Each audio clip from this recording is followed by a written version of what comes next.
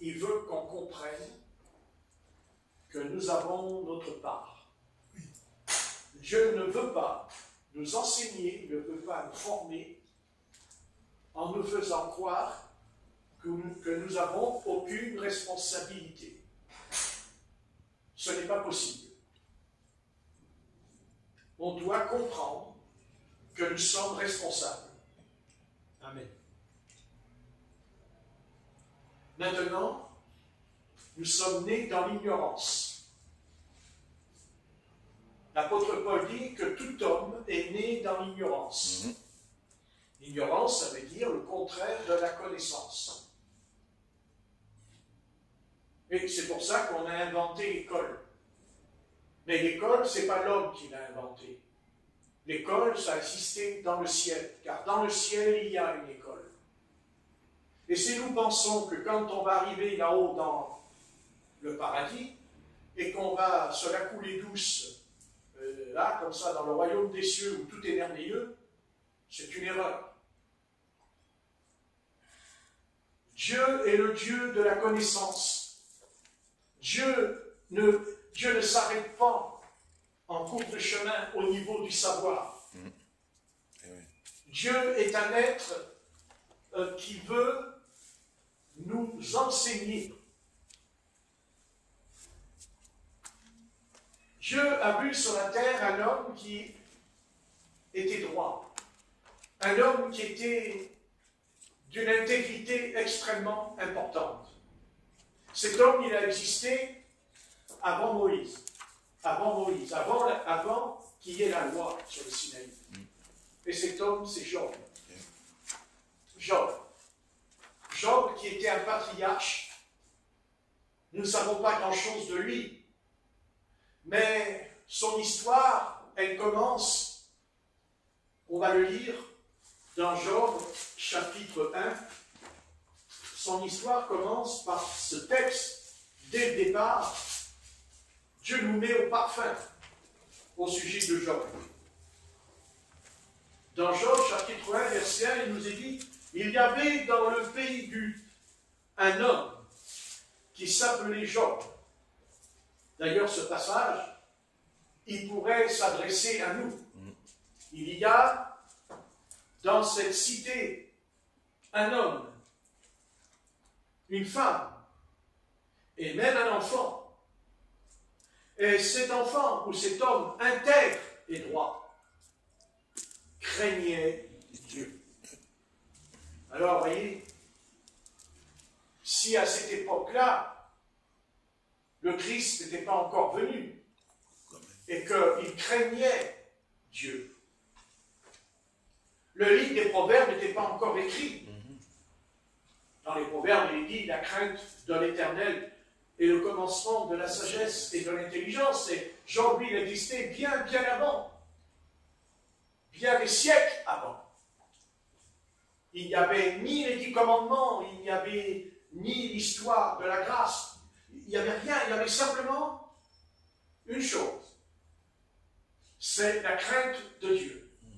Et vous voyez, quand un pays, ou quand même un couple, ou un homme, une femme, même un jeune homme, une jeune fille, même un enfant, qui ne craint pas Dieu, eh bien, se laissera aller. C'est la crainte. La crainte, ça ne veut pas dire qu'on a peur du Seigneur. C'est pas ça. C'est pas qu'on a peur. La crainte, c'est le respect. C'est qu'on respecte parce que nous reconnaissons, nous admettons que d'abord nous ne sommes pas seuls dans l'univers, mais que nous voulons, que nous prenons conscience que nous ne sommes pas capables, nous ne sommes pas capables de nous contrôler nous-mêmes. Quand Dieu créa la terre et le ciel, la terre et le ciel est comment? Elle est tout de suite placée sous le contrôle de l'Esprit. Ce n'est pas la terre qui a contrôlé les animaux. Ce n'est pas la terre qui contrôle Adam et Ève. Si elle avait pu contrôler Adam et Ève, ils ne seraient pas tombés dans le péché. Adam et Ève tombent dans le péché parce qu'ils n'étaient pas contrôlés par Dieu. Ils savaient que Dieu existait, bien sûr. Oui. Mais ils n'étaient pas... Dieu venait le soir dans le jardin d'Éden. C'est écrit dans la soirée, dans un vent qui soufflait. L'Éternel venait et parlait à Adam. Mais c'est pas tout d'entendre parler de Dieu. C'est pas tout d'aller dans une assemblée. Ce qui est important ce soir, c'est de savoir qui me contrôle. Qui contrôle le véhicule? Amen. Qui contrôle la voiture? Qui contrôle le navire? Qui contrôle l'avion? Un avion vole parce qu'il est contrôlé. Parce qu'il y a une tour et il y a un pilote. Parce que dans le navire, il y a un gouvernail, parce qu'il y a un capitaine. Et pourquoi ça va si mal aujourd'hui dans le monde? Parce que le monde n'est pas contrôlé par le Saint-Esprit. Amen. Dieu a fait descendre le Saint-Esprit, pas simplement pour créer une église. Il n'a pas envoyé le Saint-Esprit simplement pour parler en d'autres langues ou pour prophétiser. Il a envoyé le Saint-Esprit pour que nous soyons plus placés sous le contrôle de son ennemi, sous le contrôle de Satan. Satan, c'est un être qui contrôle le monde. Parce que le monde lui appartient. Et si on va dans le monde, eh bien, on collabore avec son esprit. On collabore. Mais si on collabore avec lui, nous sommes contrôlés par lui. Ne jamais tomber entre ses mains. Ne jamais le suivre. Amen. Et pour ne pas suivre le diable, alors il faut sortir de son espace. Amen. Parce que Satan a créé un espace.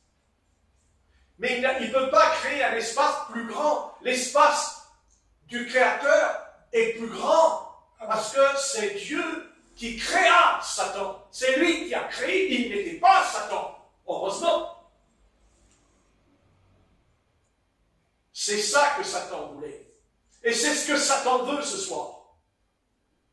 Et même il veut créer un espace en nous pour qu'il puisse habiter, pour qu'il puisse faire demeure en nous. Alors nous devons lui laisser aucun terrain. Et pour cela, nous devons fermer les vannes. Amen. Amen.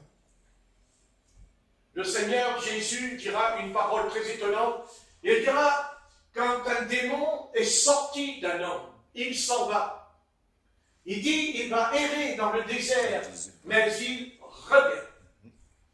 Et il trouve la demeure qui a été lavée, purifiée, même ornée. Ornée, c'est les dons spirituels, ça. Voyez. Donc Satan revient. Satan n'abandonne pas. Mais quand il revient, il n'a plus d'espace dans cette maison. Il n'a pas lieu dans cet espace.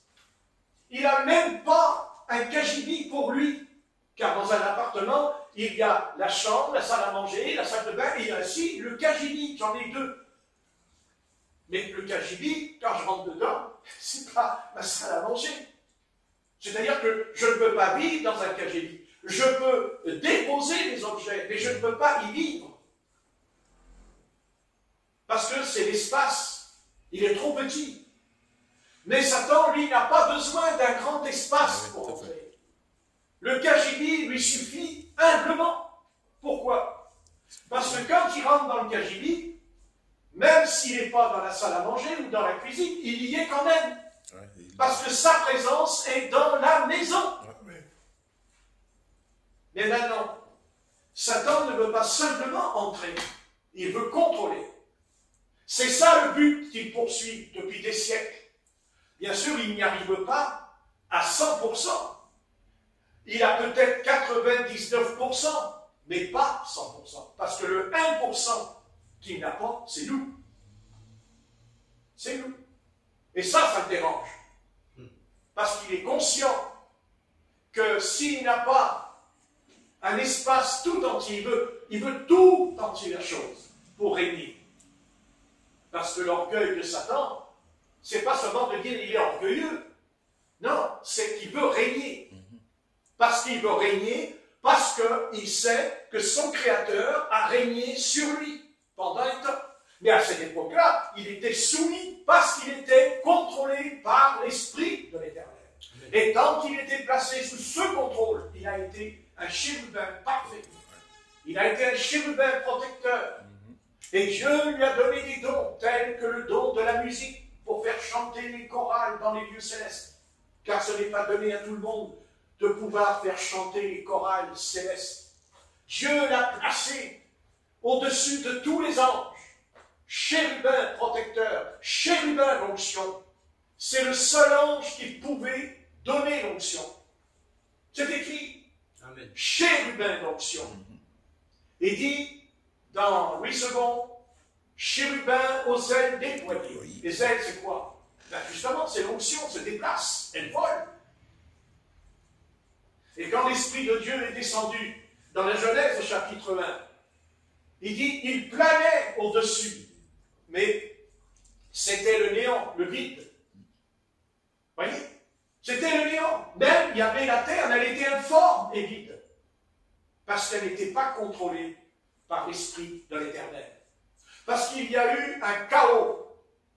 Il y a eu une catastrophe terrible dans l'univers. Quand Satan tombe, il a entraîné toute la terre dans le malheur. Et Dieu a recommencé. Et il recommence. Mais cette fois-là, ce n'est pas le chérubin protecteur qui va contrôler. Parce que ce chérubin protecteur, il contrôlait la terre. À tel point que, pour le punir, Dieu va le précipiter de la hauteur sur la terre. Sur la terre. Il le précipite. Car on ne peut pas contrôler la terre d'en bas. On ne contrôle pas quelqu'un d'en bas. On contrôle quelqu'un d'en haut. Amen. C'est-à-dire sur votre tête et non pas les pieds. C'est la tête qui dit aux pieds, lève-toi. Oui, tout à fait. Ne vous levez pas, vous êtes fatigué. Donc, vous comprenez ce que je veux dire? Et le drame qui va se jouer, et le drame se joue dans des millions de chrétiens aujourd'hui, dans des millions de prédicateurs, et aussi dans toutes les nations, c'est qu'il a pris le contrôle. Il a même pris le contrôle d'Israël. Même Israël ne peut pas être contrôlé par Dieu, parce que si elle était contrôlée par Dieu, elle ne bombarderait pas des humains, elle ne bombarderait pas des petits-enfants, quelle que soit la race. C'est Dieu qui les a créés aussi. Amen. Amen. Mais Israël n'est pas contrôlé par Dieu. Elle est contrôlée par son instinct, comme les animaux. Parce que Paul dit l'homme animal, c'est-à-dire l'homme qui n'est pas né d'en haut.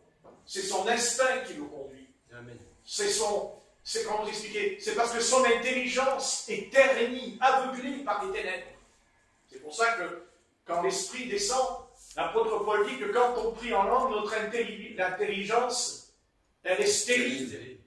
Parce que ce n'est plus elle qui nous contrôle, c'est le Saint-Esprit qui contrôle. D'ailleurs, l'apôtre Paul le dit, quand nous prions, nous ne savons pas quoi demander au Seigneur. Il dit, l'Esprit prie en nous, intercède en nous. Mais plus que cela, il nous donne une énergie. Amen. C'est-à-dire, il nous donne une force surnaturelle. C'est pour ça que des fois, on peut être fatigué, on peut être par terre, mais on ne sait pas pourquoi. À un moment donné, on se met en prière. Peut-être qu'il faut prier 10 minutes, peut-être, des fois, il faut prier 1 heure, et pourquoi pas 2, qu'importe. Mais de toute façon, ça ne changera rien. Parce que dès l'instant qu'on commence à prier le Seigneur, la puissance de Dieu descend en nous. Ça n'existe pas. À moins, bien entendu, soit parce qu'on est incrédule, parce qu'on manque de foi.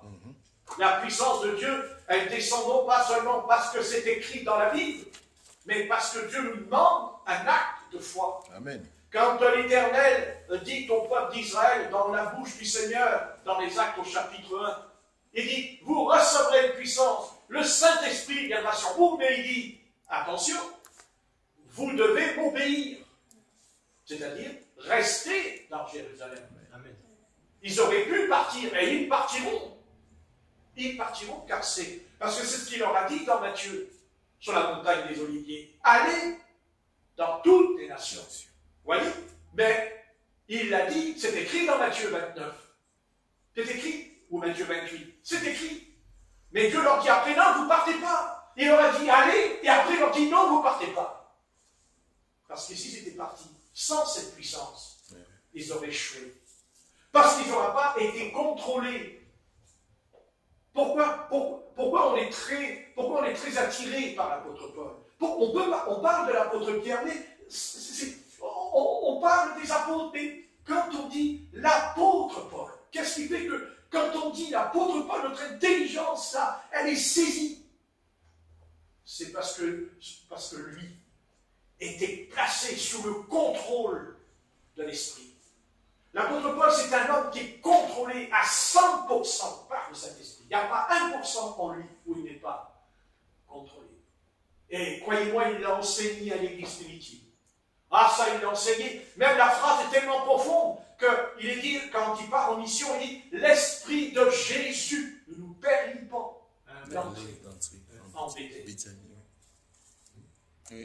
Quand il va passer par la Macédoine, normalement, il ne devait pas y aller en Macédoine. Non. Il y a été parce que dans la nuit, il a eu un songe. Et qu'il a vu un songe, un Macédonien. Et que c'était le Seigneur, ce Macédonien.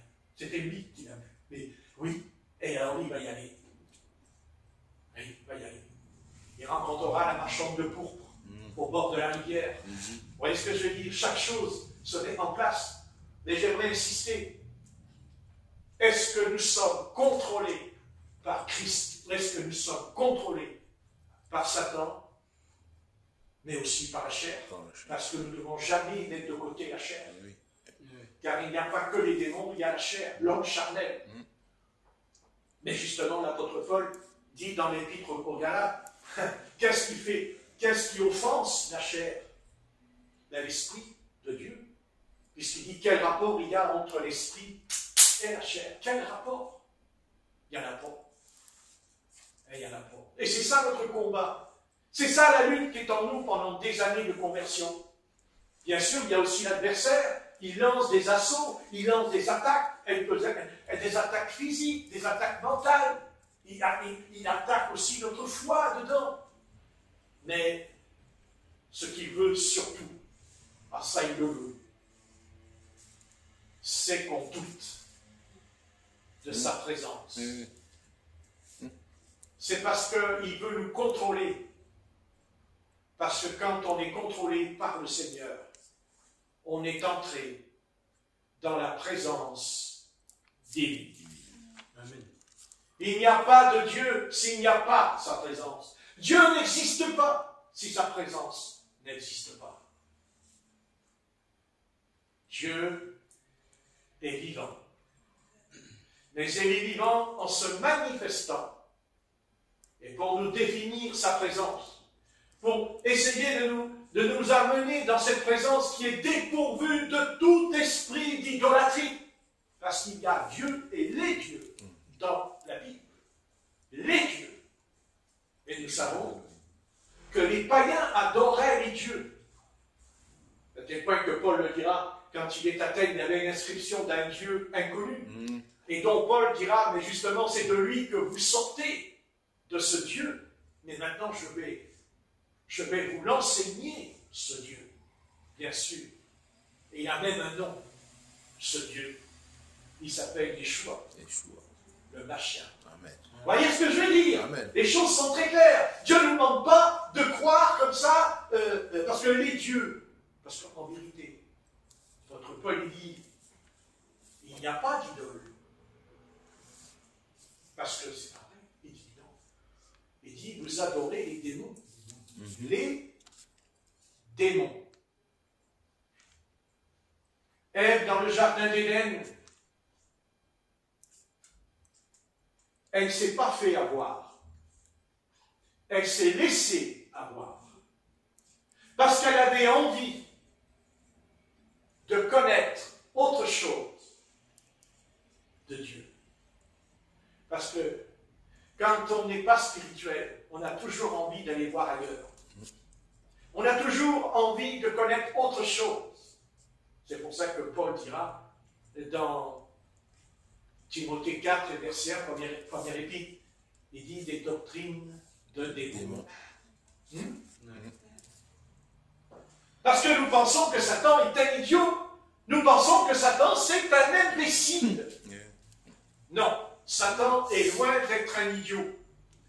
Il nous rend idiots. Oui, ah oui, mais lui, il n'est pas idiot. Lui, il connaît la parole. Lui, il connaît les Saintes Écritures. Lui, il connaît et il sait même qui est le Seigneur. Parce qu'il l'a dit quand il était sur la terre. Nous savons qui tu es. Nous savons qui tu es. Voyez? Mais le Seigneur le fait taire, et il a raison. Parce qu'il a compris, le Seigneur, lui, qu'il était en train de vouloir l'élever. Bien que Jésus-Christ sera élevé. Mais ce n'était pas l'heure encore, parce qu'il fallait qu'il meure à la croix pour être élevé au-dessus des anges. Car il dit qu'il sera assis dans les actes au-dessus des anges. Mais lui, il a tenté le coup en disant, mais Seigneur, nous savons qui tu es. Tu es le fils, et même plus que ça, le fils de David. Il en sait des choses, l'adversaire. Mais le Seigneur a veillé, parce que Jésus priait jour et nuit. Et c'est ça qu'il l'a gardé.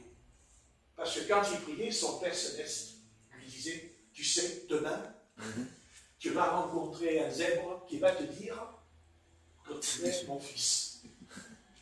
Et oui, tout ça c'est vrai, vous savez. Et le Seigneur a fait attention, il a été très prudent. Et il le dit d'ailleurs, soyez prudents comme un serpent et simple comme une colombe. Mais prudent, prudent. Ouais. Vous savez,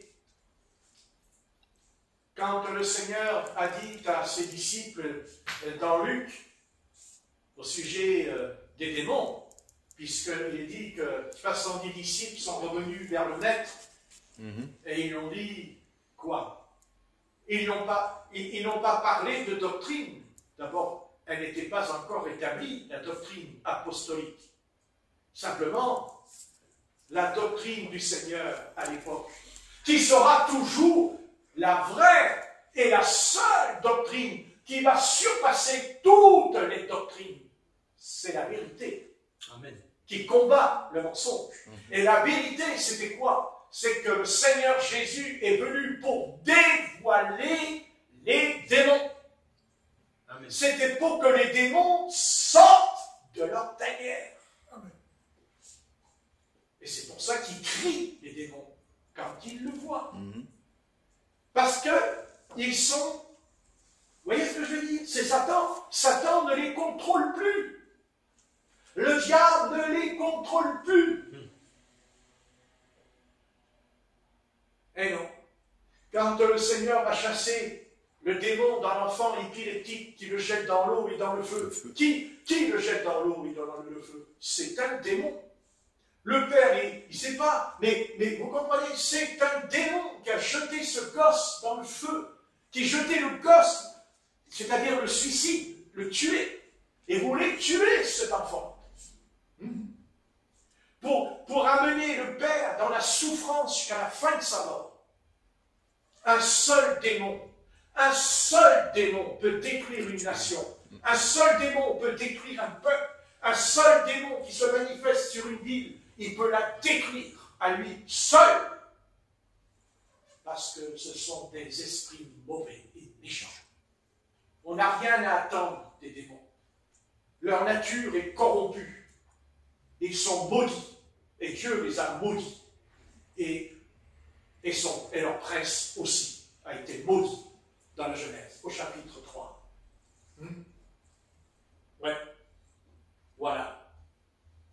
Et ce soir, puisque d'après les apôtres, les démons étaient des anges à l'origine qui se seraient corrompus. Et ce soir, ils ne sont plus contrôlés, car eux, ils savent. Eux, ils savent qu'ils sont tombés.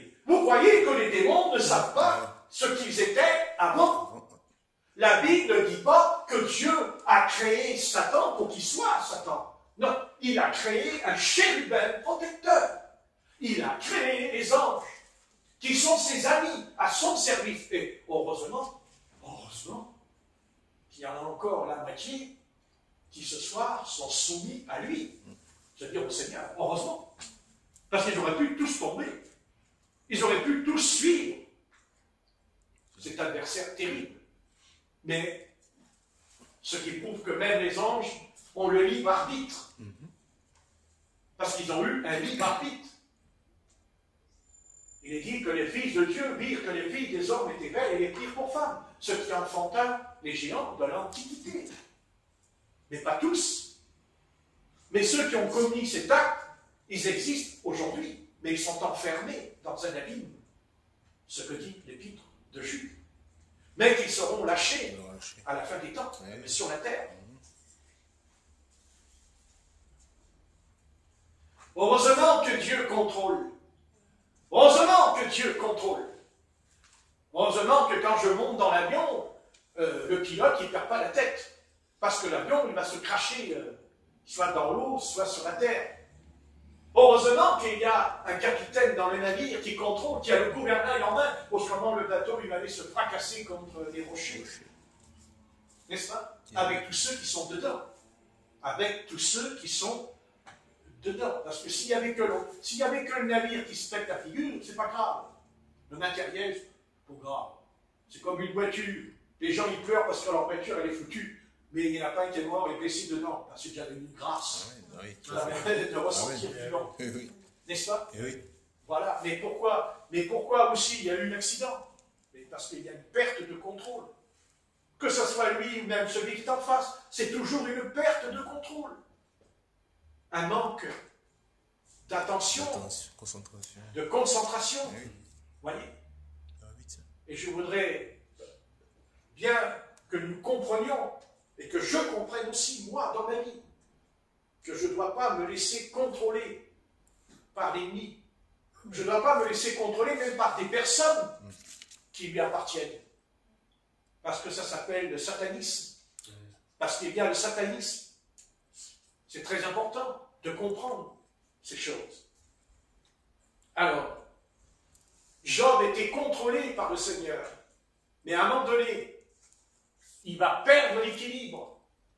Parce qu'il va dire, pourquoi je suis venu au monde? Pourquoi je suis né sur les genoux de ma mère? Vous voyez, il perd le contrôle. Jérémie, il perd le contrôle. Vous savez que Jérémie, lui aussi, il a dit, je veux mourir. Élie, il a dit, je veux mourir. Moïse aussi, il a dit, je veux mourir. C'est écrit dans le livre des Nombres. Pourquoi? Parce qu'ils ont perdu quelque chose en eux, c'est-à-dire qu'ils n'étaient plus contrôlés par l'esprit de l'Éternel. Mais ils étaient contrôlés par leur propre esprit et peut-être aussi par un démon. Parce que les démons, ce sont des esprits. Mais attention, des esprits tortueux, méchants. Vous savez que la torture, vous savez que les démons torturent. Quand ils ne peuvent pas obtenir ce qu'ils veulent, ils peuvent nous torturer physiquement. Ils peuvent, vous savez, qui vous dit que là demain vous dites, ah bah ça y est, moi je vais dans le péché, je vais pécher, et qui vous dit que vous ne serez plus malade peut-être, que vous n'aurez plus rien. Parce que le diable dit, ben, après tout, qu'est-ce que j'ai à faire moi, puisque ça y est. C'est bon. C'est bon. Je contrôle. Je contrôle. Et pourquoi il veut nous contrôler? Mais pour qu'on lui appartienne. Et pourquoi il veut qu'on lui appartienne?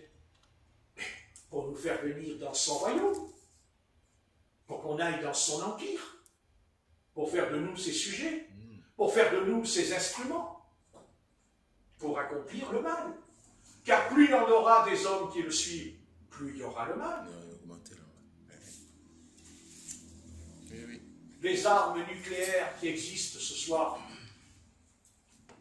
ce n'est pas seulement l'homme qui les a inventées, c'est Satan qui a conçu au travers de leur intelligence pervertie de fabriquer des armes de destruction. Mais ça a commencé d'abord par une pierre. Parce que vous savez, quand on parle de guerre et de bruit de guerre, quand on parle de la guerre dans le Proche-Orient ou même sur le territoire de l'Europe, mais la guerre, ce soir, elle est dans la rue. La guerre, elle est dans la rue. La guerre, elle est là. Elle est autour de vous, la guerre. Car ce soir, vous sortez, qui vous dit que vous n'allez pas vous prendre un coup de couteau dans le dos et que vous allez à la morgue et que vous ne rentrerez pas à la maison? Mais vous êtes en guerre, mes amis. Eh oui. Non? Oui. Et vous êtes en guerre, c'est la réalité, ça. Vous voyez? Vous voyez? Et pourtant, est-ce que c'est une armée? Non. Est-ce que c'est l'armée ukrainienne? Est-ce que c'est l'armée de la Russie, là, qui est dans la rue? Non, c'est un homme, même un jeune, Eh oui. qui vous tue d'un coup de couteau, et plusieurs même, à lui tout seul. Car il faudrait comprendre comment il peut, à lui tout seul, tuer 11 ou 12 personnes, ou blesser. Alors m'expliquez-moi. Et que quand on veut l'arrêter, il y a une force en lui qui arrive. Même les policiers, il faut qu'il soit 4 ou 5 pour l'arrêter, sur lui, pour l'attraper physiquement. On va le tuer. Alors d'où lui vient cette force? Ah oui. D'où vient cette puissance? Comment il fait en lui? Satanique. Voilà. Donc ça veut dire que les démons circulent dans la rue. Ils circulent dans le théâtre, dans le cinéma. Par quel, je vous dirais, si vous n'y allez pas au cinéma, vous ne prendrez pas un démon non plus. Amen.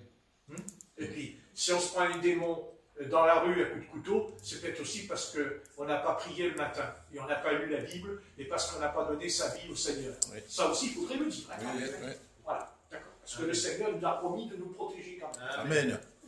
Protection. Il dit qu'il y a le bouclier de la foi. Amen. Bon, je ne vais pas trop durer. Mais pour vaincre l'ennemi, qu'est-ce qu'il faut faire? Comment vaincre cet ennemi? Alors, je vous invite à lire dans 1 Jean 4 et verset 4. On va lire dans 1 Jean, chapitre 4 et verset 4. 1 Jean 4, verset 4. Première épître de Jean. Hein? Enfin, Jean. Première épître de Jean. Pas pareil. Première épître de Jean. Chapitre 4. Et on va lire le verset 4. Qu'est-ce qu'il dit l'apôtre Jean?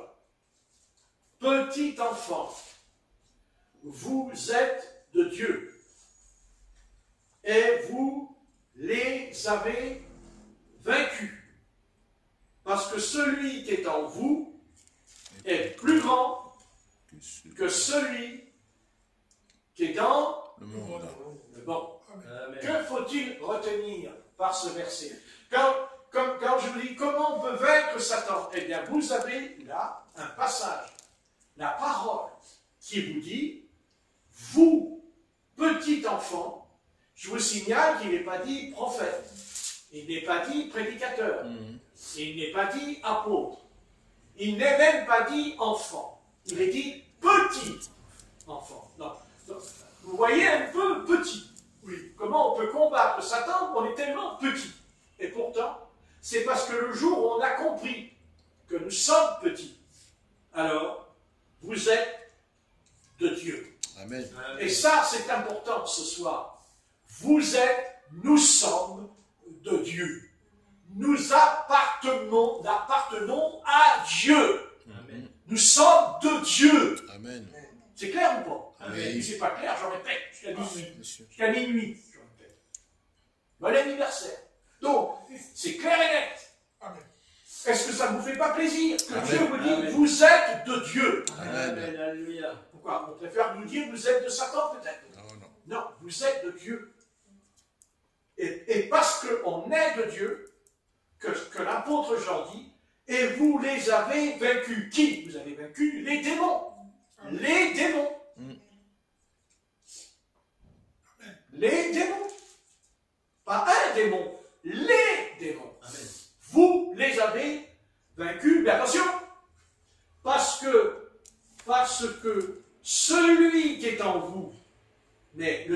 en vous? Non. Non. Non, le Christ. C'est-à-dire, dans la forme de l'Esprit qui est en nous, cette forme de l'Esprit Saint en nous, et quoi? Est plus grand que celui qui est dans le monde. Donc, vous voyez que Satan, bien sûr qu'il est dans le monde, et on sait qu'il contrôle le monde, mais il n'est pas plus grand que le Seigneur, et il n'est pas plus grand que vous. Amen. C'est ce que dit. Au contraire, plus vous êtes petit, plus vous êtes grand. Parce que plus vous êtes grand, c'est que vous combattez cet ennemi avec votre propre force à vous. Mais quand vous reconnaissez que vous êtes petit, il n'est pas dit qu'on est rien, il n'est pas dit que nous sommes rien. Dieu n'a pas fait de nous des hommes. Non. Dieu, au contraire. Non, au contraire. On est précieux à lui. Dieu n'a pas dit, oh, tu es un bon à rien, tu es rien. Non. Non. Mais non. Comment un fils de Dieu serait rien? Non. Non. Non, soyez parfaits comme votre Père Céleste est parfait. Ce n'est pas être rien, ça je suis désolé. Au contraire, c'est avoir des qualités. Et Dieu nous dit non, non. Et même plus que cela, il ne dit pas,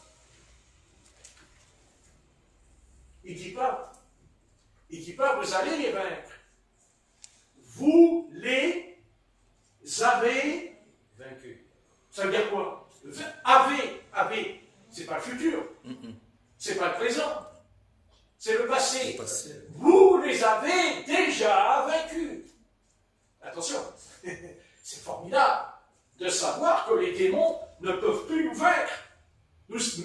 Même si on passe par des épreuves, même s'il y a des périodes douloureuses, difficiles, mais Moïse l'a eu, Abraham l'a eu, tous ceux qui appartiennent à Dieu, ce n'est pas vrai. Ceux qui appartiennent à Dieu, on n'a pas une vie facile. Non. Si on avait une vie facile, le Seigneur dit dans son évangile, entrez par la porte étroite. Entrez par la porte étroite. Il n'est pas dit que c'est lui qui vous fait entrer. Non, non, il dit entrez. Il s'adresse à nous, personnellement. Entre. Mais sache que la porte est étroite. Mais si tu entres, alors tu es pas vainqueur, plus que vainqueur. Amen. Mais il faut que tu entres. Attention. Et parce qu'il y en a qui veulent vaincre les démons, mais ils ne sont pas entrés. D'ailleurs, quand ils le font, ben, ils se retrouvent. D'ailleurs, c'est ce qui s'est passé avec les 7 fils de Séba. Vous savez, les 7 fils de Séba, qui étaient des juifs, des fils de sacrificateurs, qui ont dit que le démon sorte. Non. Il dit que le démon, qu'est-ce qu'il a fait? Il les a poursuivis et il les a blessés mortellement. Amen. Mais l'apôtre Paul, non. Paul, quand il chasse les démons, le démon, quand il sort, les démons ne poursuivent pas l'apôtre Paul pour le tuer. Ah non, c'est tout le contraire. Ils lui obéissent. Parce que c'est le Saint-Esprit dans l'apôtre Paul. C'est parce que Paul était contrôlé par l'Esprit que les démons n'ont pas pu le poursuivre, n'ont pas pu l'attaquer. Pas comme les fils de Séba. Il dit que les démons ils les ont blessés. Un démon. 7 ont été blessés et détruits par ce démon. Parce qu'ils ont voulu le chasser. Ils ont voulu chasser. Vous voyez? Au nom de Jésus que Paul prêche. Non. Et non. Parce que c'est pas Paul qui chasse les démons, c'est Jésus-Christ qui chasse les démons. Donc, ils n'étaient pas revêtus. Ils n'avaient pas l'onction de Dieu sur eux. Ils ont été présomptueux. Ils ont été orgueilleux, là. Et ça leur a coûté la vie.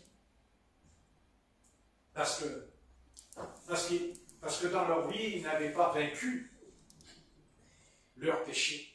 Le péché en eux n'avait pas été vaincu. Donc, si nous voulons que les démons ne puissent plus nous contrôler. Si tu ne veux pas être contrôlé par les démons, alors je te réponds, Bible en main, Bible en main. Car, qu'est-ce qu'il dit au verset 5? Eux, ils sont Du monde. du monde. C'est pourquoi ils parlent d'après Le monde. le monde, et le monde les Écoute. voilà. Nous sommes de Dieu. Celui qui connaît Dieu nous écoute. Celui qui n'est pas de Dieu ne nous écoute pas. Oui. Oui. C'est par là que nous connaissons, vous voyez, l'esprit de la vérité est l'esprit de l'erreur. Et l'apôtre Jean, il va loin, il dit l'esprit de vérité et l'esprit de l'erreur, c'est-à-dire, en traduction, c'est pas l'erreur le mot, le mensonge. L'esprit de mensonge. Vous voyez, l'esprit de mensonge. Voilà. C'est là qu'il y a toute la différence entre le monde et les enfants de Dieu. C'est que les enfants de Dieu ne mentent pas. Les enfants de Dieu peuvent tomber dans l'erreur, mais ils n'y restent pas. Amen. Amen. Ils ne restent pas dans l'erreur, parce que c'est l'esprit qui les contrôle. Comme la voiture, comme l'avion, comme un navire, il y a le contrôle. C'est important d'être contrôlé par quelqu'un qui est supérieur à nous. Et le seul être dans l'univers qui est supérieur à l'homme, c'est Dieu. Parce que c'est Dieu qui l'a créé. C'est pas l'homme qui a créé Dieu.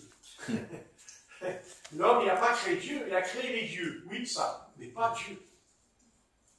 C'est curieux que les hommes peuvent créer les dieux. Et même leur donner des noms.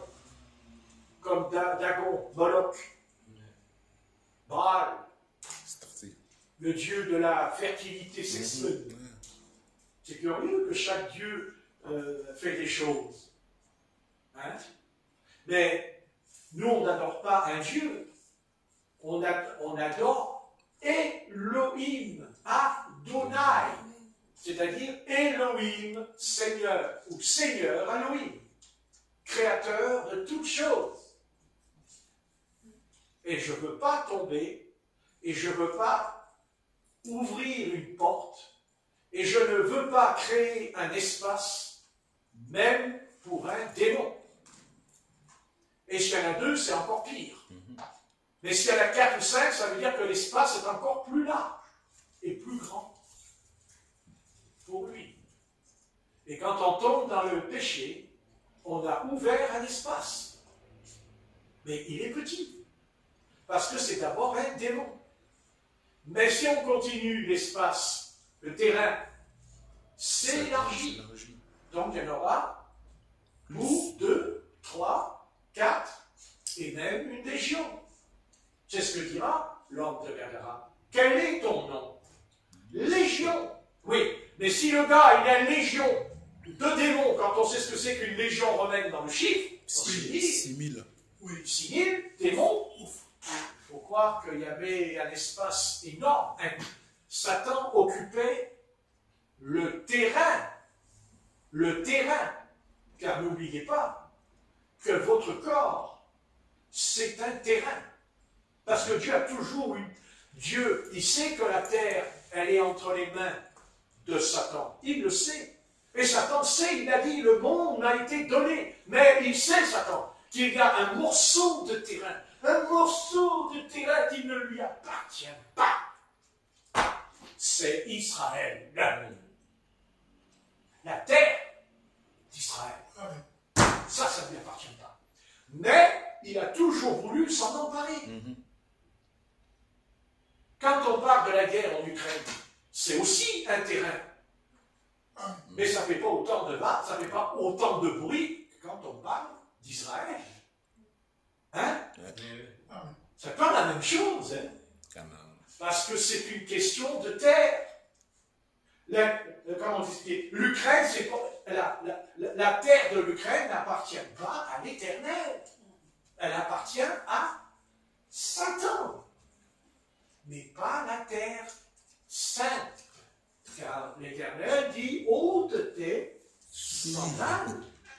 car tu te tiens sur une terre sainte, c'est-à-dire ma terre, c'est-à-dire le jardin d'Éden.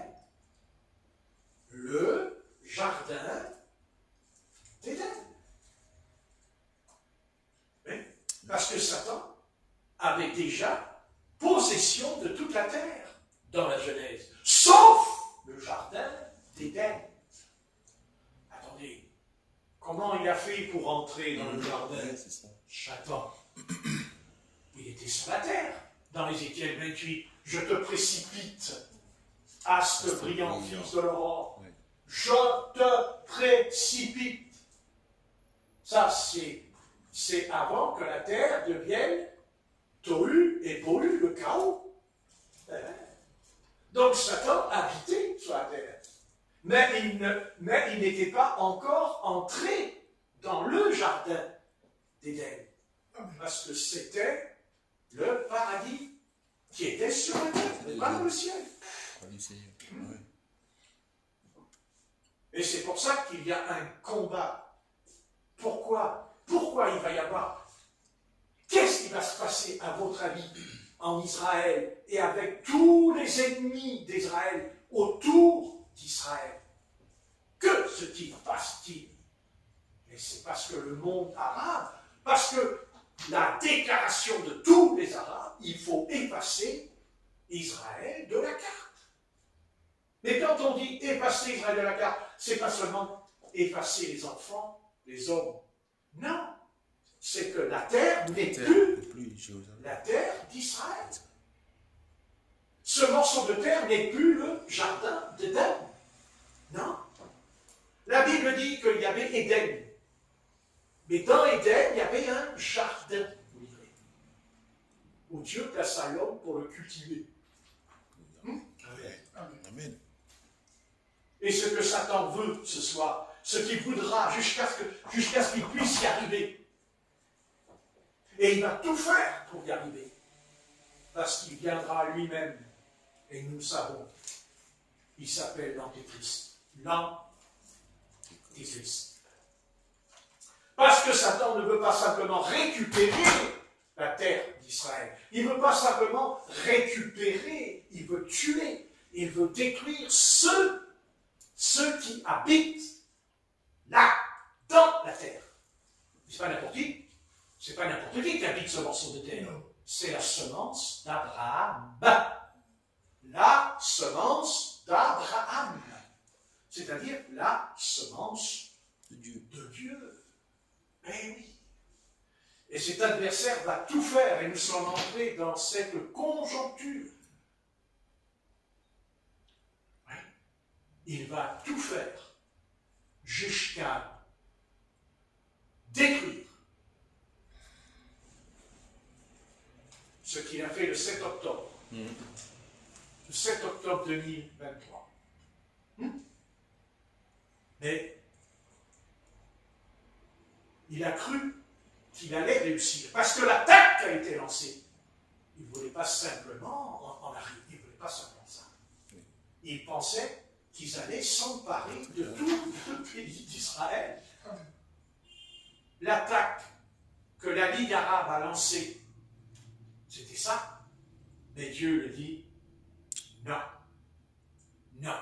Et quand Dieu a dit non, c'est non. Et ils ne pourront pas. Ils ne pourront pas. Ils vont tout tenter jusqu'à mener une guerre qu'on appelle Armageddon dans la vallée de Giréal. Mais en vérité, c'est pas ça. C'est qu'en vérité, Dieu veut amener tous les peuples. Il va les amener là pour les punir, pour les châtier.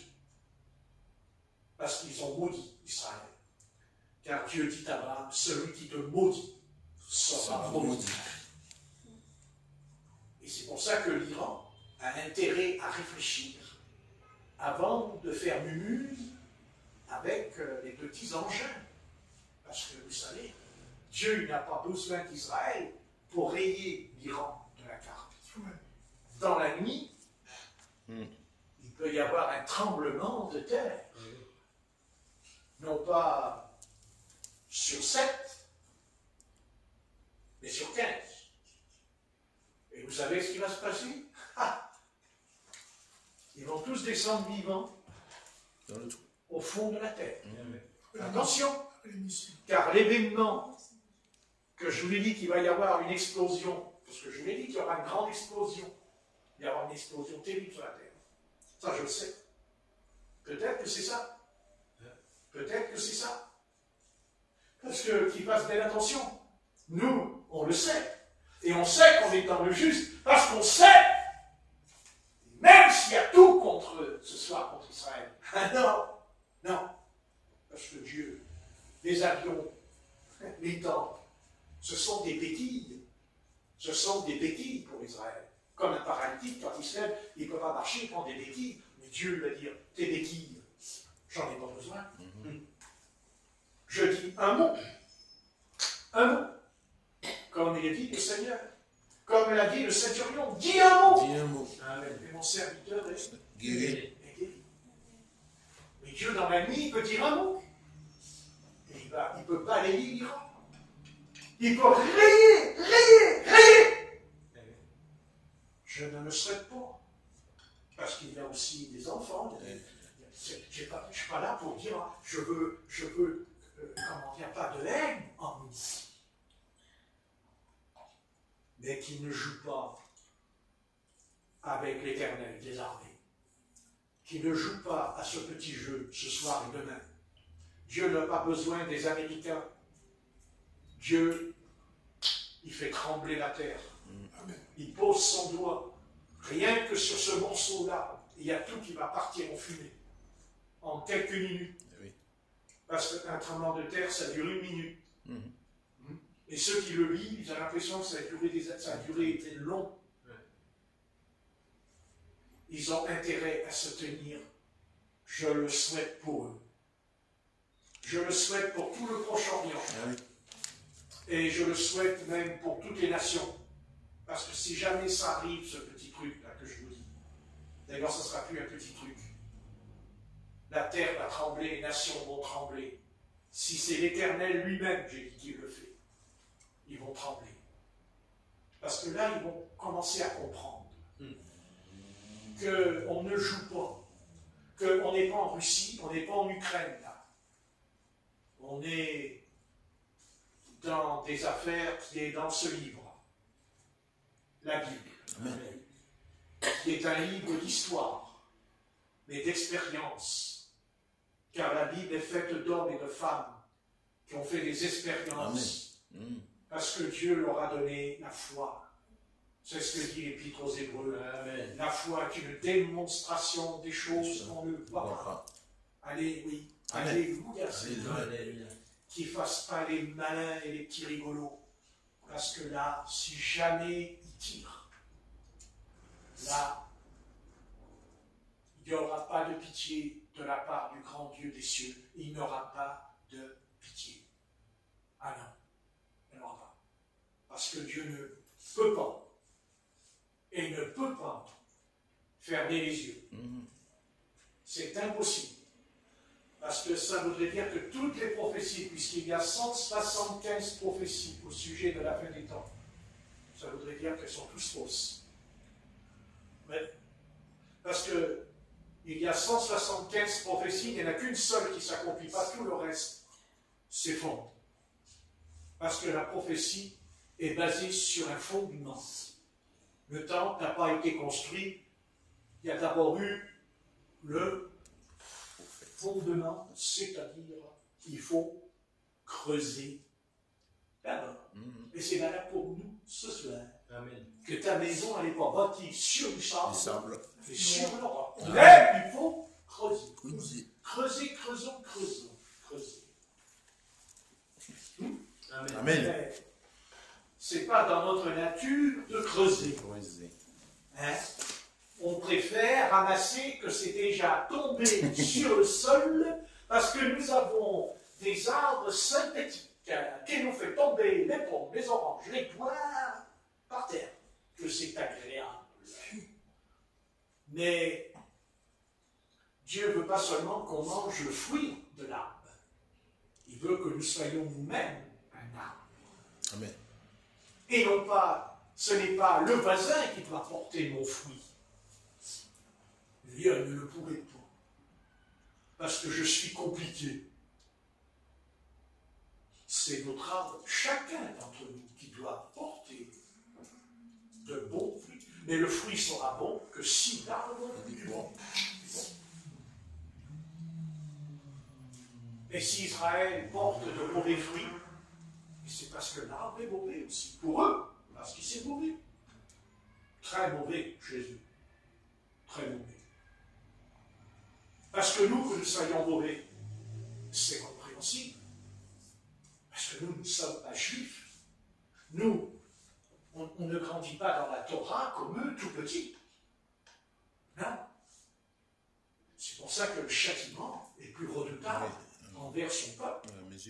Car c'est écrit, il sera beaucoup demandé à celui qui a beaucoup reçu. Et c'est valable pour nous aussi. Amen, amen. Amen. Tout à fait. Comprenez. Et c'est vrai que c'est divin ce qui va se passer. C'est vrai qu'on n'a pas trop envie de ce qui va se passer. Mais je peux aussi vous répondre. C'est salutaire pour Israël, mais aussi pour le monde. Ah oui. Car il faudra bien que le monde, c'est pas que le monde ne sait pas que Dieu existe. Le monde, il sait que Dieu existe. C'est écrit dans l'Épître aux Romains. Au chapitre 1, vous n'avez pas lu ce que dit l'apôtre Paul? Il dit que les païens savent que Dieu existe. Amen. On n'a pas besoin de les convaincre. Mais il dit qu'il préfère adorer les quadrupèdes et tout le bazar des idoles. Qu'est-ce que dit l'Épître aux Romains? Ils savent, il dit qu'ils savent que Dieu existe à cause des astres. C'est marqué dans Romains chapitre 1, vous pouvez le lire, si vous voulez. Quand vous le savez, quand vous en avez marre de regarder la télé, lisez Romains chapitre 1. Et la télé, elle va fondre toute seule dans la pièce. Oui, elle va fondre toute seule. D'un seul coup, il y a la colonne de feu qui va apparaître sur le meuble. Je suis celui qui suis. Où est ma télé? Où est ma télé? Il faut que j'aille vite chez Darty pour en acheter une autre. Ah. Oh, Patrick, t'as bien prêché. Ah, c'est ce que je crois. Mais là, tu ne prêches pas. Là, tu sors du contexte. Tu n'es plus dans le coup. Mais moi, je prêche selon le siècle dans lequel je vis. Ah! Parce qu'au 1er siècle, il n'y avait pas de télévision. Non. On ne va pas faire comme le pape. J'ai oublié. Vous pouvez la laisser tomber un peu là. Oui. Tout m'est permis, mais tout ne m'est pas M'édifie pas. utile. Tout ne m'édifie pas. Ça risque pas de nous édifier quand même. Ah non. Un peu, oui. Parce que si on devient excessif, et ceux qui ne l'ont pas du tout peuvent avoir aussi un autre péché.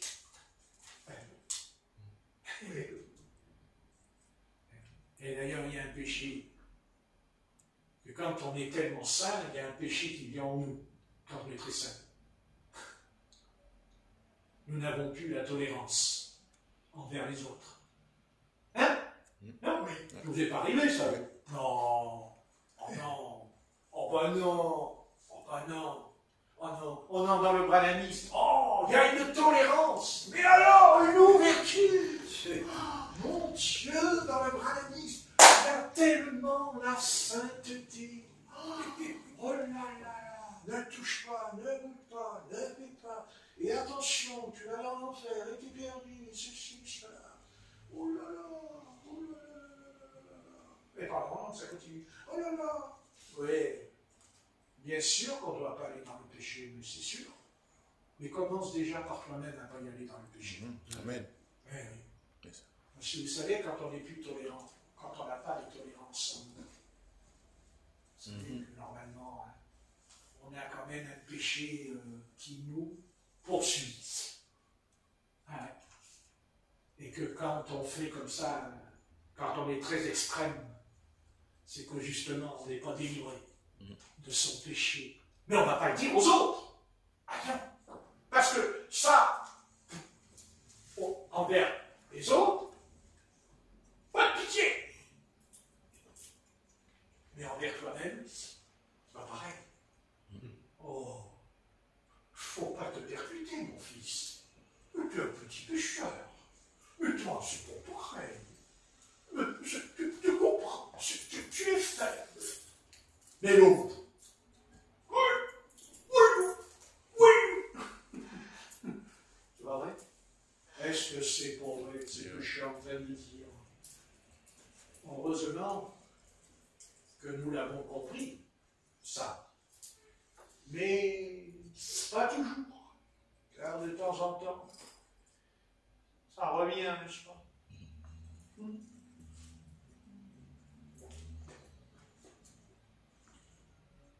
Voilà. Bon. Bien aimé.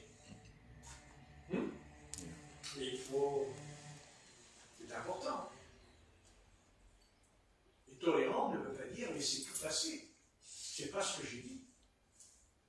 Mais quand on n'a plus la tolérance, attention, on devient un pharisien. Et quand on voit les pharisiens, dans quel état ils étaient, Ouais, tout à fait. vous vous rendez compte qu'ils n'ont même pas été capables que cet homme-là, qui était devant eux, était le Seigneur. Ben, il était le Seigneur. Et eux, ils étaient en face de lui. Remarquez, ils ne pouvaient pas le voir, parce que le prophète Ésaïe l'avait annoncé pour eux. Ils ont des yeux pour voir, ils ne voient point, ils ont des oreilles pour entendre, ils n'entendent pas. Mais pourquoi? De peur qu'ils se convertissent. Vous voyez? Mais si Dieu n'a pas voulu que leurs yeux s'ouvrent, c'est parce qu'ils étaient méchants en eux. On peut avoir des péchés en nous, mais ça ne veut pas dire qu'on est méchant aussi. Ah non. Parce que méchant, ça, quand on est méchant, c'est un esprit mauvais, la méchanceté. Et c'est le pire des démons. Vous savez que le plus grand démon qu'il y a dans le royaume de Satan, c'est les démons de méchanceté. C'est-à-dire de vengeance. La méchanceté. Comme l'a fait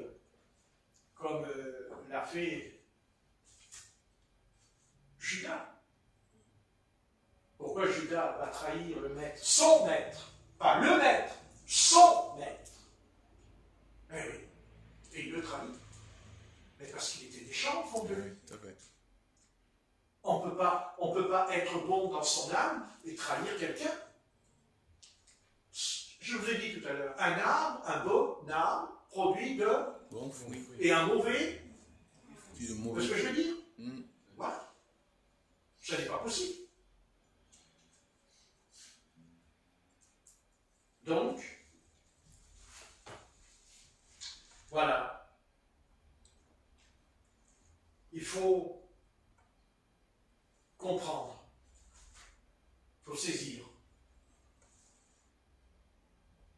Vous savez, il y a un mot qu'on ne peut peut-être pas dire, mais bon, je vais arrêter parce qu'il est quand même 7h30, ça non, 7h20, et je comprends que vous voulez rentrer. Je le comprends quand même. Je le comprends. Mais difficilement. C'est difficile pour moi. Mais parce que je suis tout entier. Voilà ce que je vous dis. Moi, quand je prêche, je ne suis pas moitié, un quart. Moi, quand je prêche, c'est pas... Prêcher, c'est pas un métier pour moi. Moi, c'est pas mon métier, ça. Amen. C'est pas un métier.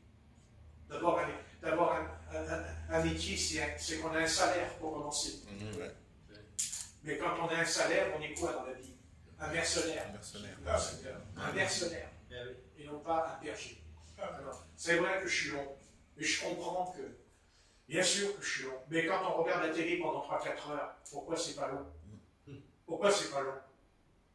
Pourquoi? Pourquoi c'est pas long?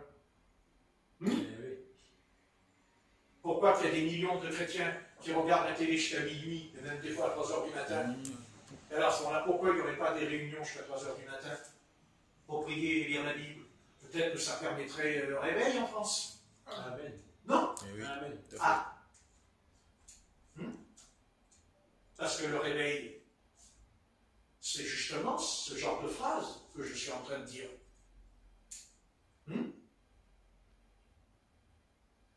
Parce que si le Seigneur était là, sur la terre, vous croyez qu'il va se laisser faire avec nous? Voilà.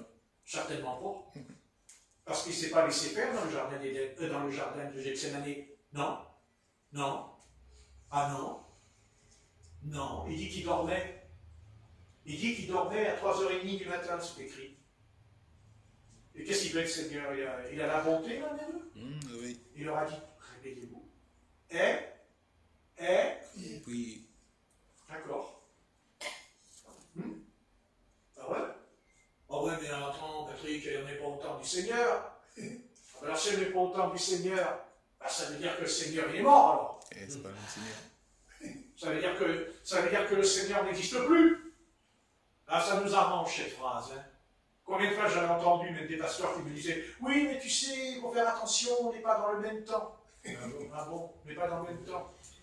Alors j'ai répondu, et le temps du salut, c'est terminé aussi. Le temps de la grâce, c'est terminé aussi. Alors vous savez ce qu'ils font? Ils me tournent le dos et puis ils retournent dans l'assemblée à toute vitesse. Parce qu'ils ne veulent pas discuter. Ça les dérange. Bien sûr que, vous savez, on a un péché en nous. On a un péché en nous. On l'a tous. C'est qu'on gaspille le temps que Dieu nous a prêté. Parce que le temps, Dieu ne nous l'a pas donné. Il nous l'a prêté. Amen. Parce qu'il va nous rappeler un ordre pour partir. Parce qu'on va partir. On se pose la question qu'on va partir. Et nous qui avons 70 ans, vous ne croyez pas qu'il faudrait un petit peu se la poser 3-4 fois dans la journée, qu'on marche plus que quand? Amen. Eh oui. Et alors, qu'est-ce qu'on en fait de son temps? Hein? Hello, on se réveille là. Comment on va faire quand on va arriver devant le trône du Seigneur? Comment on va s'expliquer? Comment on va pouvoir s'expliquer avec lui? En disant qu'il nous a donné tant d'heures, tant de jours, tant d'années pour chercher sa face. N'est-ce pas? Parce que c'est ça. Eh oui. Chercher sa face. Amen. C'est pas brillant. Ah, c'est pas brillant. L'Église, elle devrait briller. Puisque le Seigneur est la lumière. Et nous-mêmes, il dit, vous êtes une lumière. Ah ouais, mais la lumière, elle est vraiment ternie, la lumière. Mais enfin bon, on ne va pas trop aller trop loin, parce que là, ça va plus aller. On va plus dormir. Là. Donc, on va faire attention. Mais, et si le Seigneur revient et qu'on ne part pas, hein? Ben Dieu, lui, il nous dira, mais tu n'avais pas le temps de te préparer? Pourquoi tu n'as pas eu le temps? Pourquoi je ne t'ai pas donné le temps, Église, pour te préparer, pour partir? Parce que c'est bien ce que j'ai dit. J'ai bien dit, je m'en vais pour revenir. Oui. Et il dit aussi, je m'en vais, je reviendrai vous. Chercher. Chercher, c'est quoi chercher? Quand on cherche, c'est pas qu'on a trouvé la personne tout de suite, puisqu'il dit chercher. Donc si Dieu vient nous chercher, c'est qu'on n'est pas là, on est ailleurs. Parce qu'il aura encore assez d'amour pour venir nous chercher. Comme il l'a eu pour Lot. Que les anges l'ont pris par la main pour sortir du bourbier dans lequel il était. Et pourquoi ils ne veulent pas? Et pourquoi Lot et sa femme ne voulaient pas sortir? Même sa famille, il dit non, on n'y croit pas, ça, que le feu va descendre. Ouais, ben comme ça, quand ils ont été consumés, comme ça, ils ont cru. Parce que sa famille n'est pas sortie. Mais non. Ah non. Il n'y avait pas que ces deux filles. Hein. Il dit, vous lirez. Ouais. Genèse 19. Vous lirez. C'est bouffe. Ah, vous avez quand même pas mal de lecture. C'est bouffe, ça. Hein? Pas mal de lecture. Ouais, pas mal de lecture. Ouais, ben vous lirez. Il dit que les anges les ont pris par la main. Oui. Voilà. Et quand il les prend par la main, ça veut dire quoi? Ben, ça veut dire que l'autre n'était pas contrôlé par le Seigneur. Ah non. Et non.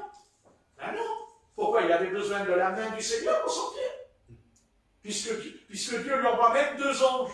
Mais il n'a même pas été foutu de voir qu'il y avait devant lui 2 anges.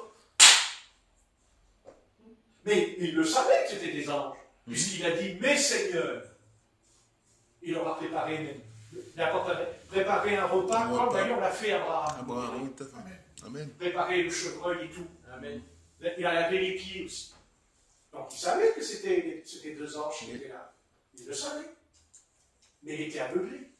Parce que s'il n'avait pas été aveuglé, quand ils lui ont dit de foutre le camp, il serait sorti au courant. Ah oui. Et c'est pas ce qu'il a fait. Non. Mais, bien aimé, Seigneur Dieu, pitié de nous. Est-ce qu'il n'y aura pas des millions et des millions de chrétiens ce soir qui vont faire comme Lot? Qu'ils ne vont pas sortir ou ils ne pourront pas sortir parce que c'est trop tard. Mais déjà, pour sortir de Sodome et de Gomorrhe, faut-il encore déjà sortir de Babylone? Parce que Babylone, c'est la fausse religion.